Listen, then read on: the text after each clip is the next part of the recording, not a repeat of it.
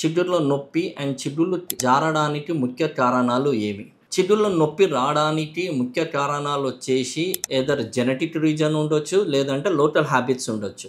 Local habits వచ్చేసి మనం చేసే బ్రష్ టెక్నిక్ కూడా ఉండొచ్చు. లేదు అని అంటే పంటి ఒక వరుస కూడా క్రూటుగా ఉన్నా కూడా చిగుళ్ళను క్లీనింగ్ సరిగ్గా లేక దానివల్ల మనకు చిగుళ్ళ నొప్పి అవకాశాలు ఎక్కువ ఉంటాయి. చిగుళ్ళు కిందికి జారడానికి ముఖ్య కారణం వచ్చేసి చిగుళ్ళ కింద ఉండే ఎముక గనక అరిగిపోవడం జరుగుతుంటుంది. అలా జరిగితే మెల్లమెల్లగా చిగురు జారి ఆ పన్ను లూజ్ అయ్యే అవకాశాలు చాలా ఎక్కువ ఉంటాయి. చిగుళ్ళు కిందికి జారుతున్నవి అని అంటే డెంటిస్ట్ని కలవడం one of the safest process అండి. లెస్ దెన్ 2 mm కన్నా చిగుళ్ళు లాస్ ఉంటే గనక మనం నాన్ సర్జికల్ వేలోనే దాన్ని రిట్రీట్ చేసుకునే అవకాశాలు చాలా ఎక్కువ ఉంటాయి.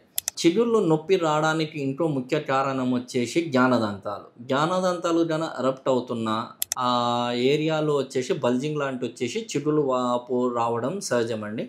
అలాంటి వాపు కానీ అలాంటి చిగుళ్ళ వాపు కానీ దవడ వాసితే కనుక డెంటిస్ట్ దగ్గరికి వెళ్తే ఎక్స్రే చూసి జ్ఞానదంతం వస్తుంటే దానికి సరైన ట్రీట్మెంట్ చేయడం జరుగుతుందండి.